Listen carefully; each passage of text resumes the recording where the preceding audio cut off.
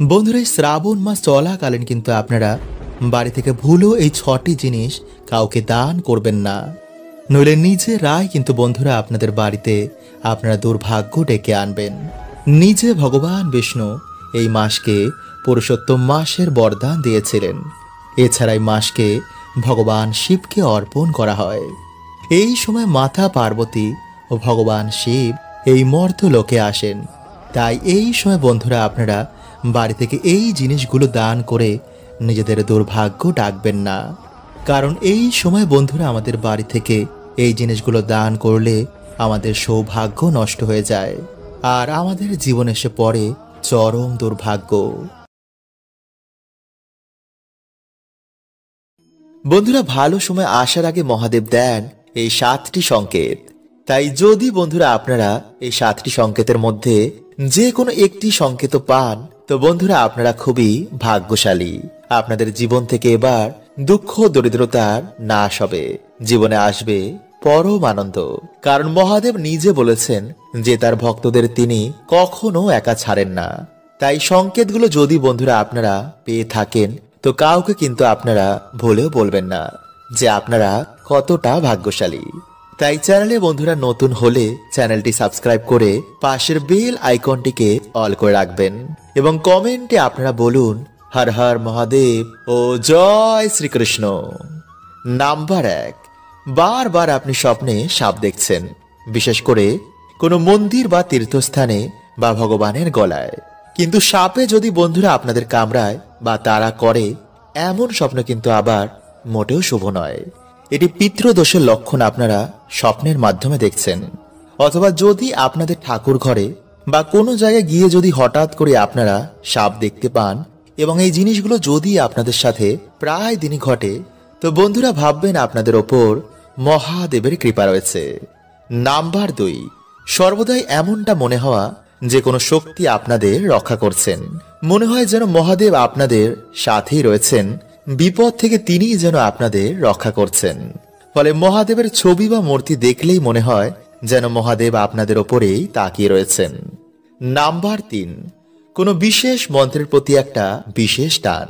যেমন ভগবান শ্রীকৃষ্ণের কৃপা হলে আপনি কৃষ্ণ মন্ত্রের প্রতি একটা বেশি আকর্ষিত হবেন এবং মন থেকে আপনার তার প্রতি একটা বেশি ভালোবাসা আসবে।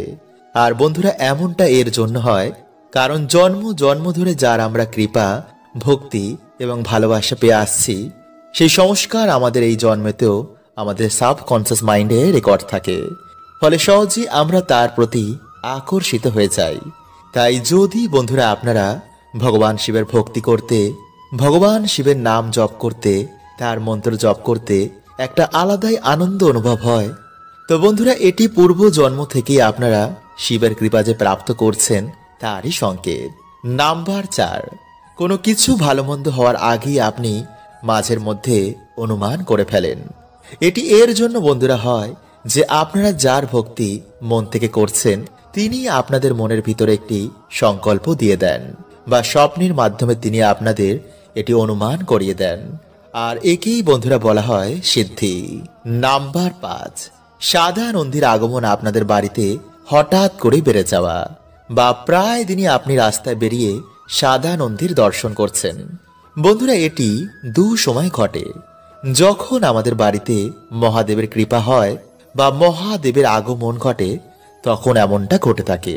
অথবা যদি আমরা কোনো খারাপ পথে চলে যাই, তখন বন্ধুরা বিভিন্ন সংকেতের মাধ্যমে আমাদের ভগবান, আমাদের আরাধ্য আমাদের এই সচেতন করে দেন যাতে আপনি সেই রাস্তা থেকে ধীরে ধীরে সরে আসেন। নাম্বার 6, প্রায় দিনই আপনার ঘুম ব্রহ্ম মুহূর্তে ভেঙে যাচ্ছে। বন্ধুরা দিনের সব থেকে শুভ সময় হচ্ছে ব্রহ্ম মুহূর্ত। তাই ভগবান কখনোই চান না যে তার প্রিয় ভক্ত দিনের এই সব থেকে পবিত্র সময় ঘুমিয়ে কাটিয়ে দিক। কারণ এই সময় বন্ধুরা ধ্যান জপ তপ সাধনাতে যে ফল প্রাপ্ত হয় তা বাকি কোনো সময়তে প্রাপ্ত হয় না। চারিদিকে এই সময় কসমিক এনার্জির বৃষ্টি হয় যা আমাদের রোগ প্রতিরোধ ক্ষমতাকে বাড়িয়ে তোলে, বুদ্ধির বিকাশ করে, কাজে মন বসে, পড়াশোনায় মন বসে, আধ্যাত্মিক উন্নতি হয় এবং সাথে আর্থিক উন্নতিও হয়। নাম্বার 7, স্বপ্নে শিবলিঙ্গ ভগবান শিব ভগবান শিবের কোনো মন্দির, সাধু বা কোনো দেব দেবীর দর্শন করা। বন্ধুরা, এমন অনেক রকম স্বপ্ন সেই ব্যক্তি তখন দেখতে শুরু করে। বন্ধুরা, এই পবিত্র মাসে আপনারা একবার হলো স্মরণ করুন ভগবান শিবের এই অচূক মন্ত্র, যাকে শিব গায়ত্রী মন্ত্র বলা হয়। এই মাসে বন্ধুরা ভগবানের এই অচূক মন্ত্র স্মরণ করলে মানুষের গ্রহ দোষ, অর্থ কষ্ট, কাল সর্প দোষ, এমন নানা রকম বাধা বিপত্তি মহাদেব নিমিষেই নাশ করে দেন।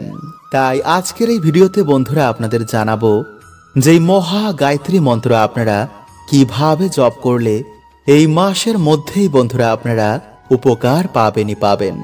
তাই ভিডিওটি বন্ধুরা আপনারা কিন্তু পুরো দেখতে ভুলবেন না, এবং ভিডিওটি একটি লাইক করে কমেন্টে আপনারা বলুন হর হর মহাদেব ও জয় শ্রীকৃষ্ণ। বন্ধুরা, আমাদের এই ব্রহ্মাণ্ডকে ত্রিদেব চালনা করছেন। ভগবান বিষ্ণু এই ব্রহ্মাণ্ডের পালনকর্তা, ভগবান ব্রহ্মদেব এই ব্রহ্মাণ্ডের সৃষ্টিকর্তা, আর মহাদেব এই সৃষ্টির ধ্বংসকর্তা। তাই তাকে মহাকাল বলা হয়। সমস্ত দেবতা, দানব এবং পশু পাখিও মহাদেবের ভক্ত, কারণ তিনি কখনো কারোর ওপর ভেদভাব করেন না। তাই তাকে ভোলানাথ বলা হয়। প্রভু এতটাই ভোলা যে সামান্য জল ও বেলপত্র দিয়ে যদি আমাদের মনোবাসনা বলে ভগবানের অভিষেক করি, তো মহাদেব তা পূর্ণ করে দেন। মানা হয় যে বাবার নামে যদি কোনো ব্যক্তি 16 সোমবার ব্রত রাখে, তো সেই ব্যক্তির মনোবাসনা অবশ্যই পূর্ণ হয়ে যায়। বড় বড় বাধা, বড় বড় দুর্ভাগ্য বাবা নিমিষেই নাশ করে দেন। কিন্তু যারা বন্ধুরা আপনারা এই 16 সোমবার ব্রত রাখতে পারছেন না, তারা এই মাসে অবশ্যই কিন্তু একদিন হলেও একটি বার ব্রত রাখুন। এতে নিজেরাই বন্ধুরা আপনারা দেখবেন যে কি চমৎকারটা আপনাদের সাথে ঘটছে। সারা বছর আপনারা কেমন সৌভাগ্যে কাটাচ্ছেন। তাই যেই দিন বন্ধুরা আপনারা এই ব্রত রাখছেন, সেই দিন অবশ্যই কিন্তু আপনারা ব্রহ্ম মুহূর্তেই ঘুম থেকে উঠুন। এরপর স্নান করে আপনারা পরিষ্কার জামা কাপড় পরে পুজো ঘর বা নিরিবিলি কোনো জায়গায় গিয়ে আপনারা ভগবানের ধ্যান করুন এবং সংকল্প নিন যেই ব্রত চলাকালীন আপনারা ব্রহ্মচর্যের পালন করবেন। তারপর ধ্যান হয়ে যাওয়ার পর আপনারা বাড়িতে বা মন্দিরে ভগবান শিবের পুজো বা রুদ্রা অভিষেক করুন। ভগবানের প্রিয় ফল, ভগবানের প্রিয় ফুল, গঙ্গা জল, বেলপত্র ও কাঁচা দুধ দিয়ে ভগবানের আরাধনা করুন। এরপর এই দিনে আপনারা যে কোনো ধরনের সাদা জিনিস বা সাদা বস্ত্র কোনো গরিব দুঃখীকে আপনারা দান করুন। তাই সব কিছু হয়ে যাওয়ার পর বন্ধুরা আপনারা এই দিনে অবশ্যই ভগবানের মহামৃত্যুঞ্জয় মন্ত্র পাঠ করে ভগবানের শ্রাবণ সোমবার ব্রত কথা আপনারা পাঠ করুন বা শ্রবণ করুন, এবং তারপর আপনারা ভগবানের আরতি করে এই ব্রত সম্পন্ন করুন। তাই বন্ধুরা আগামী সোমবার, এই মাসের এই বড় সোমবারে এইভাবে বন্ধুরা আপনারা একটিবার বাবার আরাধনা করে দেখুন। দেখবেন যে বাবা এতটাই ভোলা যে আপনাদের মনোবাসনা বাবা অবশ্যই পূর্ণ করে দেবে। এবং যারা বন্ধুরা আপনারা বহুদিন ধরে অর্থ কষ্টে ভুগছেন, তারা যদি এই মাসে সামান্য বেদানার রস দিয়ে শিবলিঙ্গে অভিষেক করতে পারেন, তো অবশ্যই বন্ধুরা আপনারা এই অর্থ কষ্ট থেকে বেরিয়ে আসবেন। এবং যেসব পরিবারে রোগ ব্যাধি নিত্য ঘিরে রয়েছে, তারা যদি বন্ধুরা এই মাসে জলে কালো তিল মিশিয়ে তা দিয়ে শিবলিঙ্গে অভিষেক করতে পারেন, তো অবশ্যই বন্ধুরা আপনারা এই সমস্যা থেকেও বাইরে বেরিয়ে আসবেন। কিন্তু এই দিনে বন্ধুরা আপনারা কোনো রকমের কিছু তামসিক খাবার খাবেন না।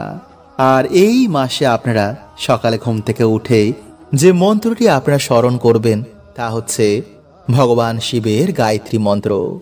এছাড়া স্নান করেও আপনারা সন্ধেবেলাতেও আপনারা এই মন্ত্রটি জপ করতে পারেন। এতে 7 দিনের মধ্যেই বন্ধুরা আপনারা উপকার পাবেনই পাবেন।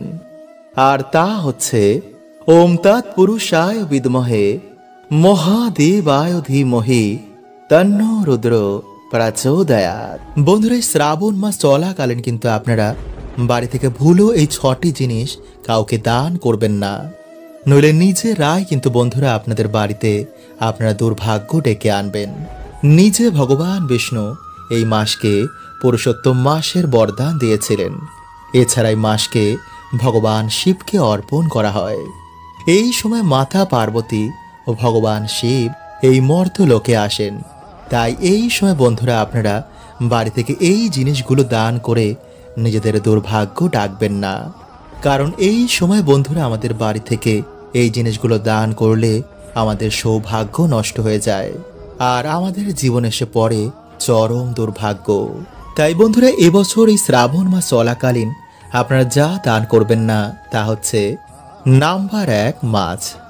বন্ধুরা আমাদের বাড়িতে যখন কোনো ভালো মন্দ রান্না হয়, যেমন মাছ মাংস বা যে কোনো ধরনের খাবার আমরা আমাদের প্রতিবেশীদের দিই। কিন্তু এই সময় বন্ধুরা আপনারা বাড়ি থেকে এই সমস্ত খাবার কাউকে ভুলেও দান করবেন না। নাম্বার 2 সিঁদুর। বন্ধুরা এই শ্রাবণ মাস চলাকালীন কিন্তু আপনাদের বাড়ি থেকে একদম সিঁদুর কাউকে দান করবেন না, বিশেষ করে যারা বিবাহিত মহিলা। তাই কেউ চাইলেও কিন্তু এই সময় আপনারা সিঁদুর কাউকেই দেবেন না। নাম্বার 3 ব্যবহার করা তেল। বন্ধুরা জ্যোতিষ শাস্ত্র মতে কাউকে ব্যবহার করা তেল দান করলে শনিদেব প্রচণ্ড রুষ্ট হয়ে যান। তাই এই সময় কিন্তু বন্ধুরা আপনারা এই ভুল একদম করবেন না। নাম্বার 4 ঝাঁটা। বন্ধুরা ভুলেও কিন্তু আপনাদের বাড়ির ঝাঁটা এই সময় কাউকেই দেবেন না, নইলে ঝাঁটার সাথেই কিন্তু বন্ধুরা আপনাদের সৌভাগ্য বাড়ি ত্যাগ করবে। নাম্বার 5 বন্ধুরা এই সময় আমাদের বাড়ি থেকে কোনো ধারালো জিনিস কাউকেই দান করতে নেই। এছাড়া কোনো ধরনের প্লাস্টিকের তৈরি জিনিসও এই সময় কাউকেই দান করতে নেই। এতে পরিবার থেকে সুখ শান্তি সব নষ্ট হয়ে যায়। নাম্বার 6 বাসি বা পচা খাবার। বন্ধুরা খাদ্য দান মহাদান, কিন্তু যদি বন্ধুরা আমাদের বেঁচে যাওয়া খাবার বা কোনো পচা বা বাসি খাবার কোনো অসহায় ব্যক্তিকে যদি আমরা দান করি তো মা অন্নপূর্ণাকে অপমান করার সমান। তাই এই ভুল কিন্তু বন্ধুরা আপনারা এই মাসে একদম করবেন না। হরে কৃষ্ণা, ওম নমঃ শিবায়।